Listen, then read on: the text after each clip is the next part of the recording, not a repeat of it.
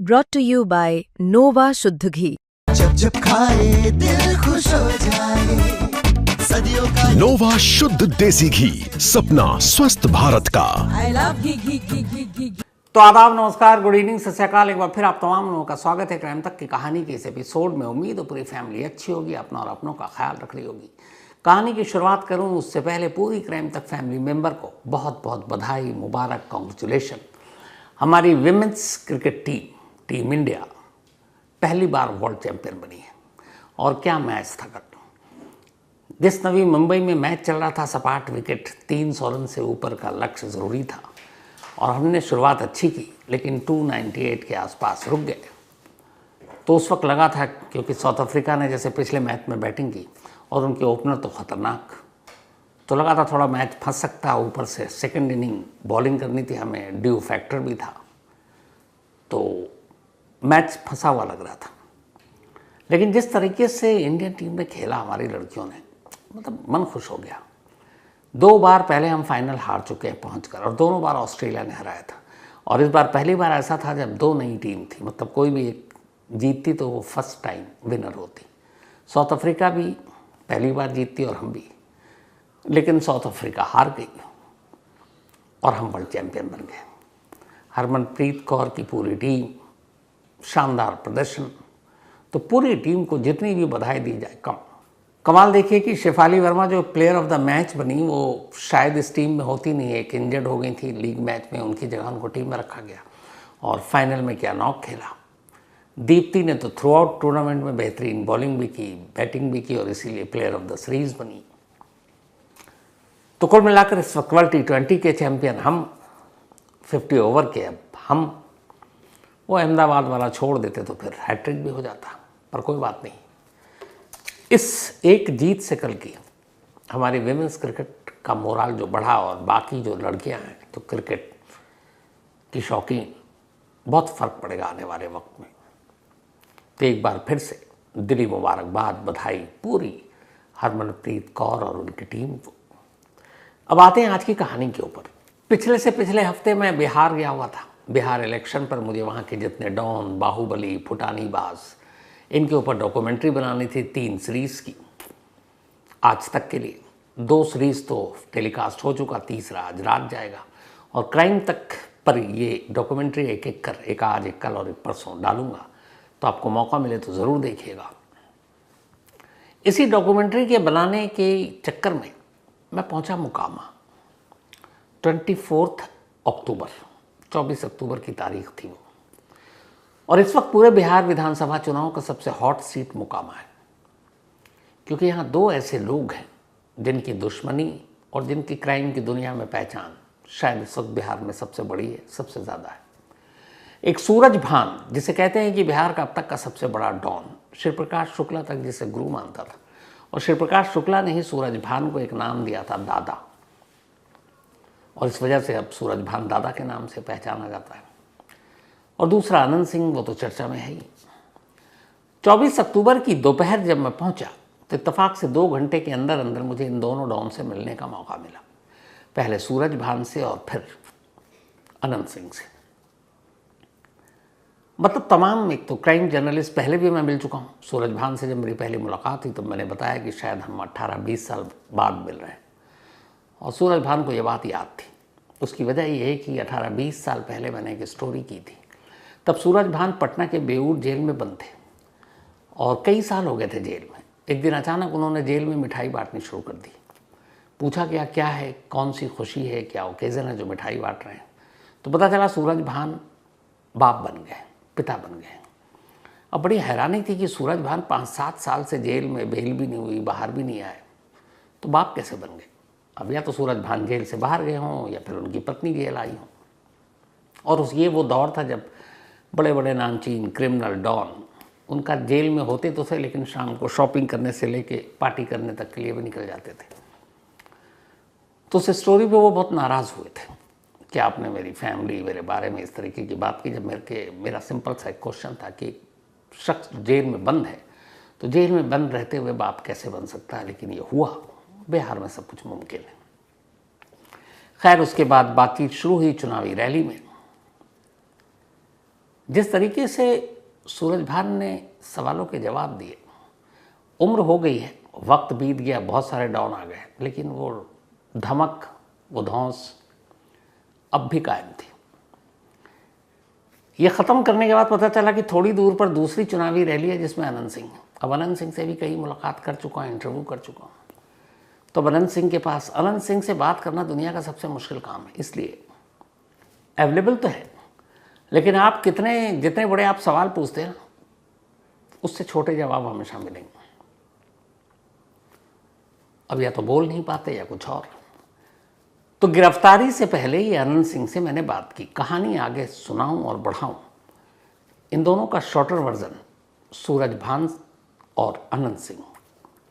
क्या सवाल है, और इसमें ख़ासतौर पर एक सवाल ये है कि सूरजभान की यहाँ पत्नी चुनाव लड़ रही है, सूरजभान नहीं, और सामने कौन है? अनंत सिंह। और पिछली बार अनंत सिंह की पत्नी चुनाव लड़ रही थी, अनंत सिंह नहीं। वजह ये कि अनंत सिंह के ऊपर कुछ इल्ज़ाम लगे थे और चुनाव लड़ने से अयोग्य करार दिए गए। इस बार सूरजभान पर भी इल्ज़ाम है, अयोग्य हैं, इसलिए पत्नी को आगे कर दिया। ये बिहार में खूब चलता है। तो दो बिहार के टॉप डॉन, दो बाहुबली, दो फुटानीबाज, दोनों आमने सामने, और दोनों से 2 घंटे के अंदर एक बातचीत। यहाँ से फिर रहे, इसको सुनिए, इसके बाद कहानी को आगे बढ़ाता हूँ। सब लोग मेरे नेचर से अवगत हैं और वही काम हम कर रहे हैं जो पहले करते आए हैं। जो काम हमारे परिवार ने जैसे कहे वे काम करते रहे। आगे 2004 में बलिया चुनाव में सब परिवार कर कुटुंब में जाकर अपना खर्चा करके चुनाव लड़े। वहाँ का भी जो काम था वो सब महीने अपने परिवार जिस तरह होता है करते रहे। 14 में आए, फिर 14 में करते रहे। यहाँ इनको न मेरा परिचय देने का जरूरत है, न इनका परिचय लेने का जरूरत है। हम सब भाई भाई हैं। इस बार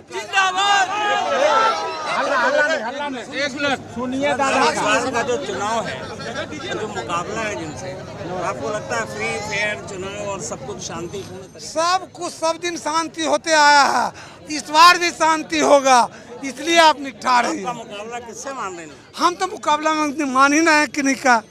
हम जनता का मालिक है, जनता सब काम करेगा। जनता मुकाबला कर रही है। अनंत सिंह भी मैदान में है। तू तरीके के हैं, हम ही नहीं जानते। मैं अपने आप को जानता हूँ कि हम उम्मीदवार बनकर आए बीना देवी के सारथी में हम बैठे हुए, और जनता मालिक है, जनता हिसाब चुका लेगा। आपको राजनीति कैसी लगती है अनंत सिंह? अच्छा लगता है। इसमें क्या अच्छा लगता है? जनता की सेवा करना। और इस बार आपका मुकाबला किससे मान रहे हैं आप? मुकाबला थोड़ा किसी से नहीं है, जो सब दिन लड़ रहा है वही लड़ रहे हैं। कोई नया तो कहीं से नहीं आए हैं विदेश से कि जो हमारा कुछ दोसर नहीं लगे। अब जो सब दिन लड़ते हैं उससे आज भी लड़ रहे हैं। बिहार के बहुत से अखबार में खबर छप रही थी कि इस बार बिहार विधानसभा का जो चुनाव है उसमें सबसे हॉट सीट मोकामा बन गया है। उसकी वजह ये कि एक तरफ आप हैं, एक तरफ सूरजभान की पत्नी। नया 4 साल पहले जनता से जीत के गए हैं, 1 साल जब बच गया विधायक के तो छोड़ के चल गए बलिया।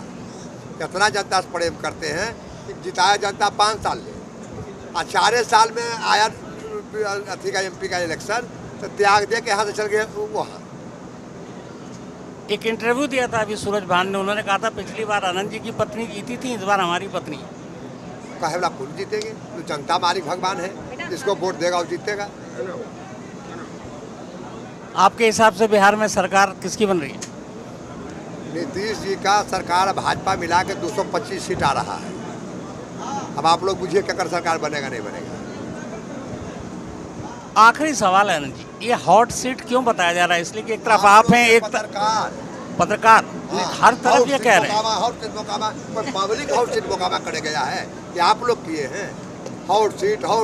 तो इन दोनों को तो आपने सुन लिया, दोनों की बातचीत सुन ली। अब दोनों डॉन हैं तो कहाँ मुकाबला मानेंगे, और उसी ठसक के साथ इन्होंने जवाब दिया।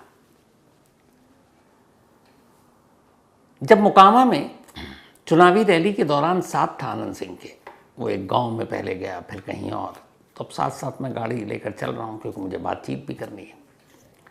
तो अचानक एक तस्वीर पर नज़र पड़ी, और हमारे कैमरामैन विनोद शिकारपुरी ने और हमारे साथ हमारी प्रोड्यूसर मनीषा झा थी, उन्होंने भी मोबाइल से और कैमरे से वो कैप्चर कर लिया।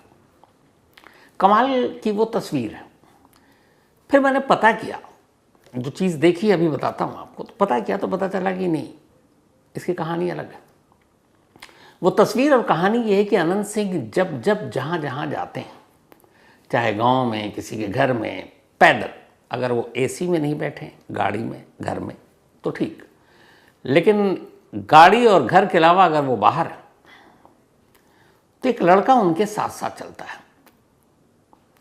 और वो रहेगा उन्हीं के इर्द गिर्द।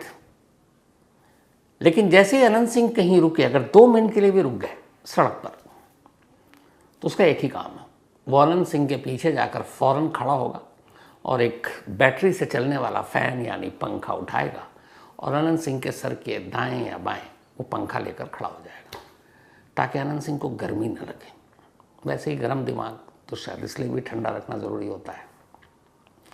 तो ऐसे ही जब घूम रहा था तो कई जगह देखा कि भीड़ है, अनंत सिंह के दाएं बाएं के लोग बदलते रहते हैं आगे पीछे के, लेकिन एक जगह नहीं बदलती और वो वही लड़का होता है। फिर वो फैन, मैंने कहा ये क्या है, तो फिर उससे बातचीत की तो वो हंसा, जवाब नहीं दिया, लेकिन फिर उसने एक मदद भी की।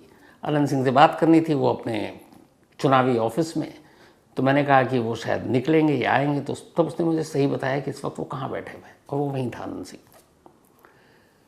तो ये पंखे वाला भाई और उसकी मुस्कुराहट बड़ी अच्छी थी।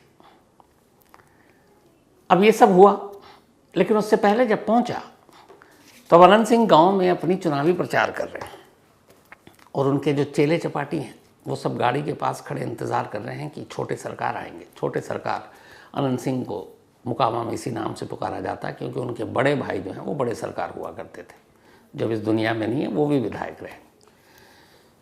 तो अब देखा सब 6-7 हट्टे कट्टे लोग खड़े हुए, मैं अपना किसी से बात कर रहा हूँ, तब तक एक आया और वो सब देख के मतलब आप समझ जाएंगे ये लोग कौन है, क्या हाइट, क्या बॉडी। तो एक ने आके बोला कि भैया आपने साहब पे कहानी तो सुना रखी है। मैंने कहा हाँ। अब जैसे ही उसने बोला फिर उसने कहा कि मैंने सुनी है। अब मैं थोड़ा सा डरा कि कहानी में तो मैंने सब कुछ बोल दिया है, अब यहाँ इन्हीं के गढ़ में हूँ, पता नहीं क्या हो। लेकिन अगली लाइन कहता नहीं आपने शिवप्रकाश शुक्ला पे भी सुनाई थी, मैंने सुना, मुझे अच्छा लगा। मैंने कहा चलो कम से कम ये तारीफ़ कर रहा है। फिर उसके बाद मैंने उससे पूछा कि आप लोग कहानी सुनते हो, तो बोला अरे हंसा, ये नहीं बताया खुल के, लेकिन सुनता हूँ, अच्छा लगता है। तो मैंने कहा अच्छा आप लोग जो करते हैं वही तो मैं सुनाता हूँ, आप लोग ना करो तो मैं शायद ना सुना पाऊँ। इस पर वो हंस पड़ा। फिर बोलता है कि करीब 18-20 साल पहले जब आप आए थे, अनंत सिंह का इंटरव्यू कर रहे थे उस चौकी पर बैठकर, तब मैं उनके पीछे था, आप भूल गए। अब मैं क्या बोलूँ। मैंने कहा अच्छा आपकी अब दाढ़ी वाड़ी बढ़ गई है इसलिए याद नहीं आ रहा।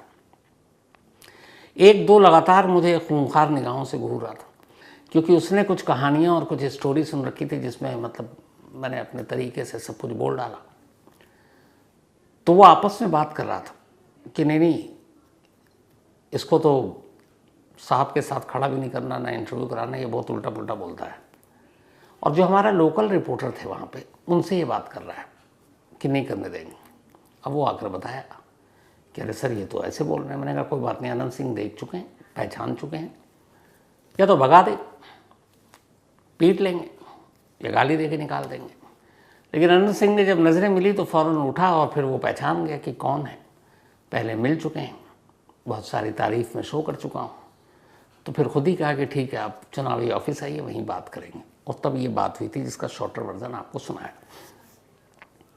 अब वहाँ से निकला, उसके बाद अचानक 30 अक्टूबर को खबर आई कि मोकामा में दुलार चंद यादव को गोली मार दी गई।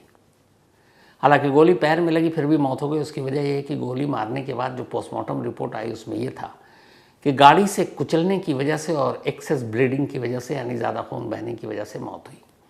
दुलार चंद यादव इसी मोकामा बेल्ट के एक और बाहुबली। कायदे से आनंद सिंह विंग तो चेले हैं। पहला जो था उस इलाके में दुलार चंद यादव की तूती बोला करती थी। एक तारातारी इलाका है, तारातार, इसी मोकामा में, और वो वहाँ पे एक तारातार जगह है जहाँ पर दुलार चंद यादव की तूती बोला करती थी। जब पहली बार नीतीश कुमार लोकसभा का चुनाव लड़ रहे थे बाढ़ से, तो बाढ़ भी मोकामा का एक हिस्सा हुआ करता था।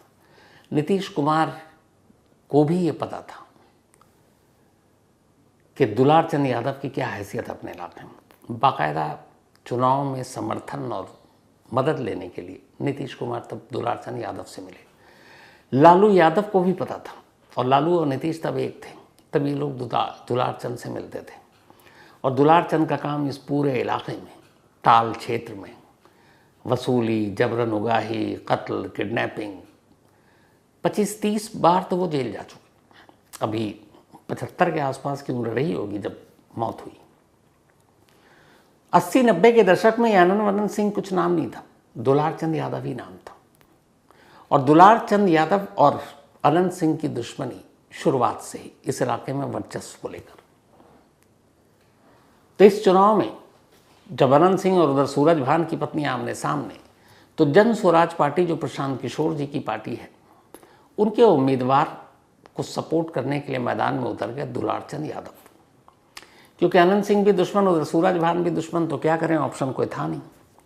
तो जन स्वराज पार्टी के उम्मीदवार को सपोर्ट करने के लिए रैली में शामिल हो गए। 30 अक्टूबर को उसी रैली के सपोर्ट में गाड़ी से निकले, तभी दूसरी तरफ से अनंत सिंह का काफिला आ गया। लड़ाई झगड़ा, इसके बाद गोलियां चली, गोली पैर में लगी, फिर गाड़ी में बिठाया गया, फिर गाड़ी को घेरा गया, पत्थरबाजी हुई, और उसी दौरान दुलारचंद यादव को नीचे उतार कर उसी गाड़ी से कुचल दिया गया और फिर सब निकल गए। अनंत सिंह तब मौके पर मौजूद था। इसके बाद दुलारचंद यादव की मौत हो गई। पोस्टमार्टम रिपोर्ट से आया कि गोली पैर में लगी, लेकिन एक्सेस ब्लीडिंग और पहियों के नीचे रौंदे जाने की वजह से मौत हुई थी। अब नामजद एफआईआर लिखाया जा रहा है। चश्मदीद थे, दुलारचंद का पोता है वहाँ पे, और उसने कहा कि मैंने खुद देखा अनंत सिंह को। उसने तो ये भी कहा कि जब ये काफिला गुजर रहा था तब अनंत सिंह ने जन स्वराज पार्टी के उम्मीदवार का नाम लेकर कहा था कि बहुत बड़ा विधायक बन रहा है, नेता बन रहा है, चलो इसको ज़रा ठीक करो। और उसी के बाद ये सब कुछ शुरू हुआ। तो अब नामजद एफआईआर, कायदे से जैसी नामजद एफआईआर हुआ, एक मर्डर का मामला है, तो गिरफ्तारी तो बनती है, लेकिन अब गिरफ्तारी कैसे हो? बिहार की प्रॉब्लम यही है। जिस अनंत सिंह के ऊपर मर्डर, वो भी एक राइवल कैंडिडेट के सपोर्ट में, और दुलारचंद यादव जैसा बाहुबली, उसके कत्ल का इल्ज़ाम, लेकिन अगले 48 घंटे तक गिरफ्तारी नहीं होती। क्यों? क्योंकि अनंत कुमार, बल्कि अनंत सिंह उस पार्टी से चुनाव लड़ रहा है, उस पार्टी ने उसे टिकट दिया है जिस वक्त बिहार में सत्ता में है। जिस जगह पर मैंने अनंत सिंह का इंटरव्यू किया, वहाँ एक पीछे बहुत बड़ा पोस्टर लगा हुआ था, और उस पोस्टर को जब मैंने देखा तो मुझे अफसोस भी हुआ, और फिर इस बात का एहसास भी हुआ कि बिहार क्यों बदनाम है बाहुबलियों को लेकर। अनंत सिंह का बड़ा बड़ा फोटो, अब चूंकि अनंत सिंह जदयू यानी जनता दल यूनाइटेड, जो नीतीश बाबू की पार्टी है, उसके टिकट पर चुनाव लड़ रहे हैं, और जनता दल और बीजेपी मिलकर चुनाव लड़ रही है। तो जितने कद्दावर नेता इन दोनों पार्टियों के ऊपर उनकी तस्वीर है, और उनके ठीक नीचे अनंत सिंह की तस्वीर। ये एक तस्वीर बिहार में गुंडा राज, बाहुबल और राजनीति में अपराध की कैसे घुसपैठ होती है, पॉलिटिक्स और क्राइम का कैसे कॉकटेल हो रहा है, ये एक तस्वीर काफ़ी है बताने के लिए कि क्रिमिनल जिसके घर से AK-47 निकला, कितने मर्डर के चार्जेस, कितने कब्जाने के ज़मीन, अभी फिर लेटेस्ट मर्डर में, और उस एक ही पोस्टर में हमारे तमाम बड़े दिग्गज नेताओं के साथ उसकी तस्वीर है। तो जब ऐसा जलवा होगा तो पुलिस कैसे गिरफ्तार करेगी? FIR दर्ज है, लेकिन पटना पुलिस, चूंकि ये मुकामा पटना डिस्ट्रिक्ट में आता है, हिम्मत नहीं हो रही। 48 घंटे तक इसी बात पर सोच विचार चल रहा है कि अनंत सिंह का क्या करें। अब इधर राजनीति का टाइम है क्योंकि चुनाव है, तो आया कि भाई बिहार में जंगल राज है, यहाँ पे ये है वो है, तो अब पुलिस को भी कुछ करना है। बड़ी मान मनवल के बाद इसके बाद 30 अक्टूबर को ये हुआ, और फिर 1 अक्टूबर की देर रात जो 2 अक्टूबर हो गई है, पटना पुलिस के SSP कार्तिकेय शर्मा पूरे दल बल लाव लश्कर के साथ अनंत सिंह के घर पहुंचते हैं, वो भी देर रात, ताकि सपोर्टर ना हो, बाकी कुछ ना हो। और अनंत सिंह के घर जाकर अनंत सिंह को गिरफ्तार करने का मतलब बिहार पुलिस जानती है, पहले भी खून खराबा हो चुका है। तो वहाँ जाने के बाद फिर काफ़ी देर तक एसएसपी अनंत सिंह से बात करते हैं, मान मलम्मल करते हैं। इधर पुलिस को भी ये एहसास है कि यहाँ पे चुनाव का टाइम है, सारे कार्यकर्ता एक्टिव हैं, कुछ भी हो सकता है। ये वो अनंत सिंह है जिसके पास से AK-47 निकल चुका है, हथियारों का जखीरा कितना हो पता नहीं। तो पटना पुलिस को भी इस बात का डर, लेकिन फिर एसएसपी अनंत सिंह से अकेले में बात करते हैं, समझाया जाता है, और इसके बाद फिर अनंत सिंह की मर्जी होती है कि अच्छा ठीक है अब ले चलो। तब रात के अंधेरे में अनंत सिंह को मोकामा से लेकर पटना लाया जाता है और पटना में रखा जाता है। रात के करीब 1:30-2 बजे पटना पुलिस और पटना के डीएम, पटना के एसएसपी मीडिया को फ़ोन कर प्रेस कॉन्फ्रेंस के लिए बुलाते हैं। सोचिए ऐसा कहाँ होता है। 2 बजे रात को बताया जाता है कि अब हमने अनंत सिंह को गिरफ्तार कर लिया है दुलार चंद यादव केस में। 2 बजे रात को, जिसका नाम FIR में है, जिसके ऊपर मर्डर का केस है, जिसका पूरा पुराना इतिहास है, उसे पकड़ने के लिए पहले उसकी मर्जी पूछी जाती है, उसे समझाया जाता है, उसे मनाया जाता है और तब पटना लाया जाता है। अब आप अंदाज़ा लगाइए कैसे लोग जब विधानसभा में पहुंचेंगे, जहां कानून के दुश्मनों के खिलाफ कानून बनता है और वही कानून बनाने में कानून के दुश्मन ही उसी छत के नीचे बैठकर अपनी राय दे, इससे बड़ा मजाक लोकतंत्र का क्या होगा। लेकिन अफसोस यही सच है। तो खैर, सूरजभान, अनंत सिंह इन सब से मिलते मिलाते वहीं थोड़ी दूर पर बेगूसराय है। उस बेगूसराय में जाना मेरे लिए बहुत ज़रूरी था। उसकी वजह ये थी कि इस देश में पहला चुनाव 1951 और 52 में हुआ था, 1951 और 52 में। 25 अक्टूबर 1951 ये वो तारीख थी जब इस देश में आज़ादी के बाद पहला चुनाव हुआ। हालांकि आज़ाद हम 15 अगस्त 1947 को हो गए, लेकिन फिर 1948 में हमारा कॉन्स्टिट्यूशन यानी संविधान बना। अब उसके बाद ये हुआ कि देश में चुनाव कराना है। आज़ादी की लड़ाई में कांग्रेस आगे थी, लेकिन अब चुनाव बनाना है, सरकार जनता के द्वारा चुनी जाएगी, तो इलेक्शन तो ज़रूरी है। अब अंग्रेज़ जब तक थे यहाँ 200 साल, उन्होंने चुनाव और वोटिंग को अपनी बपौती बना रखी थी। हर हिंदुस्तानी को वोट डालने का भी अधिकार नहीं था। कास्ट, रिलीजन, पहुंच, ऊंच नीच, इन सबको देखकर वोट डालने का अधिकार दे देती थी अंग्रेज ऊपरी मन से। और तब महिलाओं को तो की हालत ये थी कि महिलाएं अपने पहचान के दम पर वोट ही नहीं देती थी। अगर महिलाएं वोट भी देने जा रही हैं तो वहाँ लिखा होता था फलाने की पत्नी, फलाने की बेटी, फलाने की बहन। वोटर लिस्ट में ऐसे होता था, वहाँ कहीं नाम नहीं होता था किसी महिला का। तो अब आज़ाद देश के बाद पहला चुनाव होना था। इलेक्शन कमीशन, सुकुमार सेन पहले इलेक्शन कमिश्नर बने। अब हमारे पास न वोटर लिस्ट, न कोई डेटा। बंटवारा भी हुआ आज़ादी के साथ, बहुत सारे लोग इधर से उधर विस्थापित आ गए। अब किस शहर में कौन कितना वोटर, किस गांव में कितना वोटर, किस स्टेट में कितना वोटर, कोई रिकॉर्ड नहीं। तो पहला तो काम ये था कि चुनाव में हिस्सा कौन लेगा। तब ये बना कि 18 साल का हर वयस्क, हर बालिग हिंदुस्तान का वोट डालेगा। और उसमें ये भी हुआ कि अब महिलाएं किसी और के नाम पर नहीं, अपने पति, अपने पिता, अपने भाई के नाम पर नहीं, अपने नाम पर वोट डालेंगी।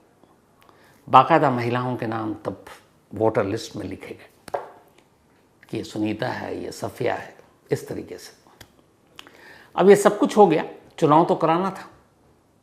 तो 48 में संविधान बनने के बाद लगभग 2.5-3 साल बीते। 1951 25 अक्टूबर की तारीख तय हुई और ये तय हुआ कि अब वोटिंग होगी इंडिया में। तब चुनाव लोकसभा और स्टेट्स का एक साथ हुआ करता था।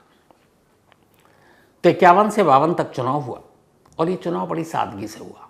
तब बैलगाड़ी पर नेता निकलते थे, बैलगाड़ी पर प्रचार होता था, या लोग साइकिल पर आते थे। तो 51 और 52 का पहला चुनाव देश के लोकसभा का और अलग अलग स्टेट का बड़े शांतिपूर्ण तरीके से, बड़ी ईमानदारी से, शराफत से पूरा हुआ। और शायद उस वक्त वोटरों को ये भी पता नहीं था कि चुनाव में गड़बड़ी कैसे करेंगे, क्योंकि एक खुशी, एक जोश था कि हम आज़ाद हो गए और इस आज़ादी के बाद पहली बार हमें वोट डालने का हक मिल रहा है। तब हिंदुस्तान की आबादी करीब 35-36 करोड़ रही होगी, तो अंदाजे के हिसाब से 20 से 22 करोड़ हिंदुस्तानियों ने वोट डाला था फर्स्ट टाइम। इसके बाद 1957 का चुनाव आया। 57 के चुनाव ने पहली बार इस देश में चुनाव को कलंकित किया। बेगूसराय से करीब कुछ किलोमीटर की दूरी पर एक गांव है रचियाही। इस रचियाही में भी मैं गया। वहां एक बूथ हुआ करता था, वो खंडर हो चुका था। अब उस बूथ की जगह पर वहां एक पंचायत भवन बन रहा है, इमारत अभी बन रही है, खड़ी हुई है।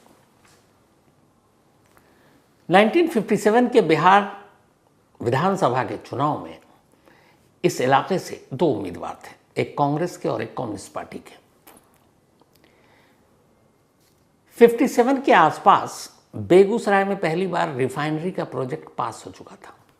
देश का दूसरा सबसे बड़ा रिफाइनरी बेगूसराय में खुलने जा रहा था, पहला असम में था। अब जब इतनी बड़ी रिफाइनरी आएगी तो वहां रोजगार आएगा, पैसा आएगा, लोगों को नौकरी मिलेगी। कम्युनिस्ट इसीलिए मजबूत थे क्योंकि वहां मजदूरों की एकता थी और कम्युनिस्ट उनके एक तरह से मसीहा। लेकिन जो पहला चुनाव हुआ उसमें कांग्रेस उम्मीदवार जीत गए। अब दूसरी बार चुनाव हो रहा था 57 में। कांग्रेस के जो उम्मीदवार थे सरयुग सिंह शायद, उन्हें यह अंदाजा था कि इस रचियाही पोलिंग बूथ पर करीब 3 से 4 गांव के लोग वोट देने आएंगे और ये पूरा का पूरा 3-4 जो गांव है ये कम्युनिस्टों का गढ़ है।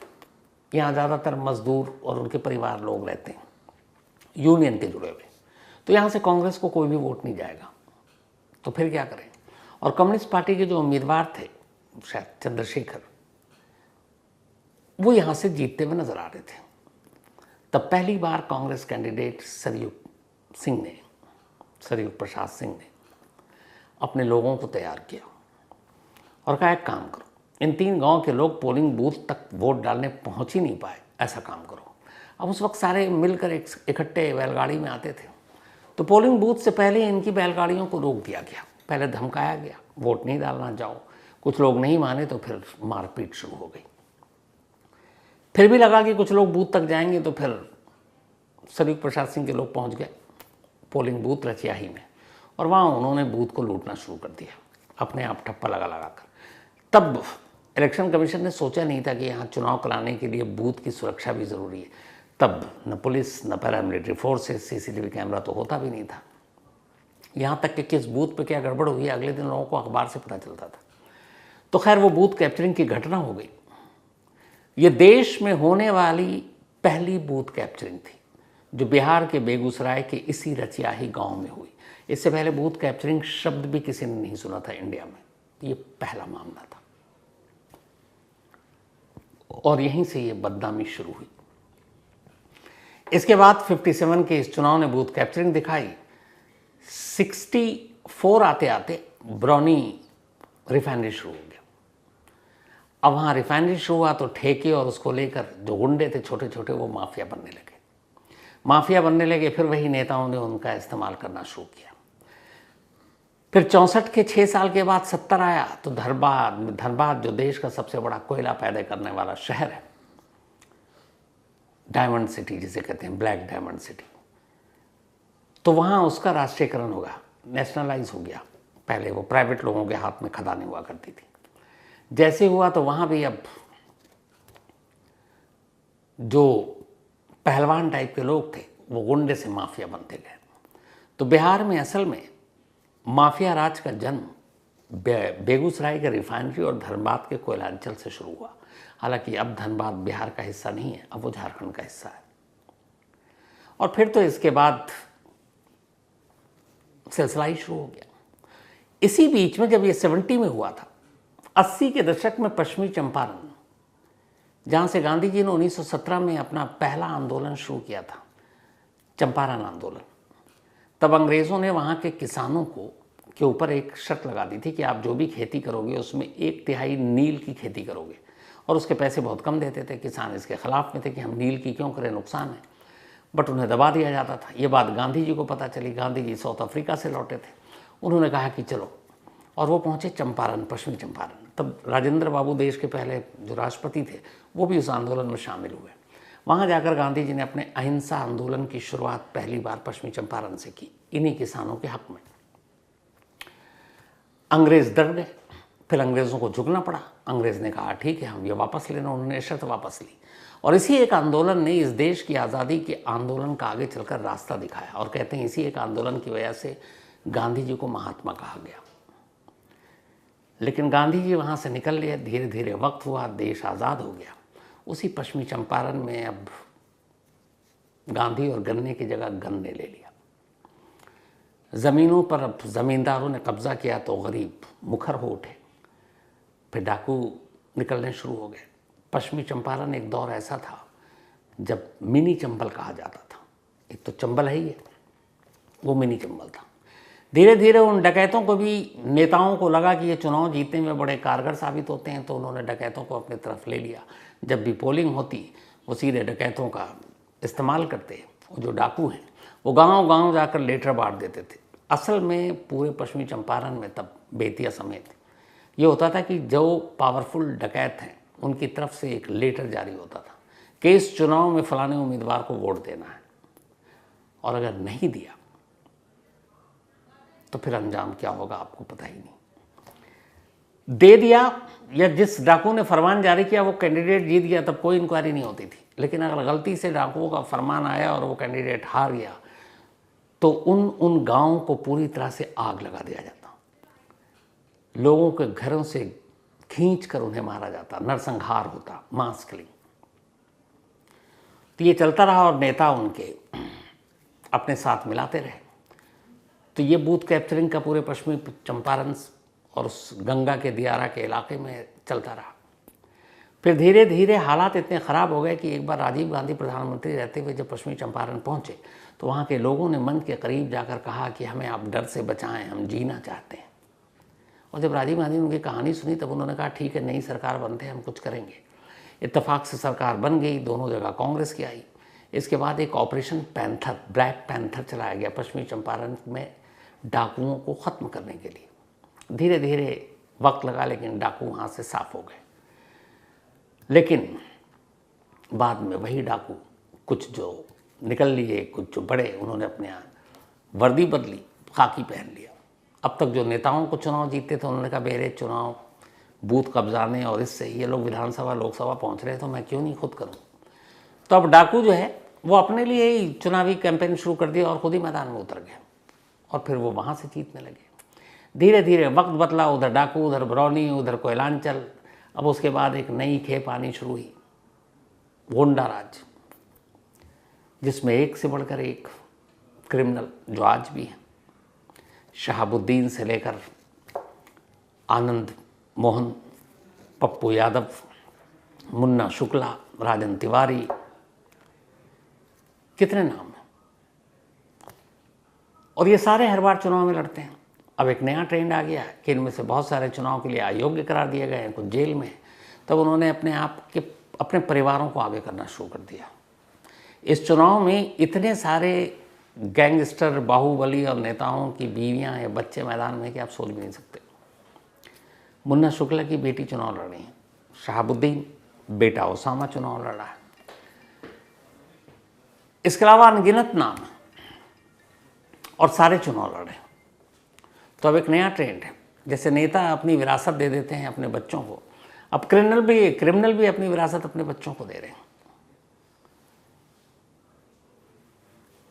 14 तारीख को सरकार किसकी बनेगी उसकी वोटिंग होगी, नतीजा सामने आएगा। 6 तारीख को पहली पोलिंग है, इसके बाद 11 को है। और इस चुनावी हिंसा में पहली लाश गिर चुकी है, दुलार चंद यादव की। अनंत सिंह जेल में है, पकड़े गए हैं लेकिन फिर भी चुनाव लड़ रहे हैं। अनंत सिंह पकड़े गए हैं जेल में लेकिन चुनाव लड़ रहे हैं। 25 साल से वो या उनका परिवार, पिछली बार चुनाव वो नहीं लड़ पाए तो बीवी जीत गई थी, लेकिन उन्हीं का परिवार चला रहा। एक किसी ने ये शब्द कही थी कि मोकामा असल में बिहार में राजनीति का वध स्थल है। आज तक वहाँ से कोई शरीफ जीत ही नहीं पाया। और कमाल देखिए ना, जितनी बड़ी पार्टियाँ, नीतीश बाबू की पार्टी है, साथ में बीजेपी है, दोनों ने मिलकर किसको टिकट दिया हुआ है? अनंत सिंह को। उधर जो सरकार बनाने के लिए चुनाव में इस वक्त मैदान में उतरे तेजस्वी यादव या कांग्रेस का राहुल यादव, सब गठबंधन है राहुल गांधी के साथ और तेजस्वी का। इन्होंने किसको दे दिया? सूरजभान की पत्नी को। तो क्या पक्ष क्या विपक्ष, क्या जो सत्ता में है और क्या जो अपोजिशन में है, सभी ने हथियार डाल दिए हैं कि नहीं बाहुबलियों को दो, गुंडों को दो, मवालियों को दो, बस चुनाव जीतना है। पर इससे राज्य कहाँ जा रहा है किसी को कोई फर्क नहीं पड़ता। और यही बिहार की सबसे बड़ी बदनसीबी है। 57 में जो कलंक लगा था बूथ कैप्चरिंग का, अब हालांकि बूथ कैप्चरिंग जैसी चीज़ अब मुमकिन नहीं है क्योंकि ईवीएम आ गया, इलेक्ट्रॉनिक वोटिंग मशीन। लेकिन इन बाहुबलियों, इन गुंडों, इन फुटानीबाजों का कुछ भी नहीं होता, इसलिए कि इन्हें खुद नेता अपना हथियार बनाते हैं। उन्हें पता है कि एक सीट कीमती है, जहाँ से जो जीत सकता है उसे वहीं से खड़ा कर देते हैं। फिर उनके लिए कोई मतलब नहीं कि ये कातिल है, ये रेपिस्ट है, ये डाकू है। बस राजनीति का खेल खेलना है। क्या कीजिएगा। उम्मीद तो यही है कि आने वाले वक्त में शायद नई जनरेशन इन चीज़ों को चेंज करे, बट उम्मीद पे ही दुनिया कायम है। तो खैर, कहानी में आज इतना ही, लेकिन कहानी ख़त्म करूं, बहुत दिनों से सिलसिला बंद था, सिलसिला वापस चालू करते हैं। आज रोहित उपाध्याय जी का जन्मदिन है, तो हैप्पी बर्थडे रोहित उपाध्याय जी। और ये भेजा है प्रतिमा शर्मा जी ने। प्रतिमा शर्मा जी के हस्बैंड हैं रोहित जी। इसके अलावा उबैद सिद्दीकी, इनका भी आज बर्थडे है, तो हैप्पी बर्थडे उबैद साहब। ध्रुविका, इनका भी आज बर्थडे है, हैप्पी बर्थडे ध्रुविका। और ये विजय सेवरा जी की बिटिया है। अक्षित, इनका भी जन्मदिन है, तो हैप्पी बर्थडे अक्षित। और ये कमलेश चांदा जी के बेटे हैं। साथ ही सुमेर गुज्जर, इनका भी आज बर्थडे है, तो हैप्पी बर्थडे सुमेर जी। और ये उद्यम गुज्जर जी के दोस्त हैं। इसके अलावा अनमोल सिंह, इनका भी बर्थडे है, तो हैप्पी बर्थडे अनमोल। और ये प्रिया सिंह के हस्बैंड हैं अनमोल। ज्योति बेदी, इनका भी आज जन्मदिन, तो हैप्पी बर्थडे ज्योति बेदी जी। और ये गुरदर्शन जी की पत्नी है। तो इसके साथ ही कहानी में इतना ही आज। अब आपसे मुलाकात होगी कल रात 9 बजे किसी नई कहानी के साथ। तब तक अपना और अपनों का ख्याल रखिएगा। Thank you very much.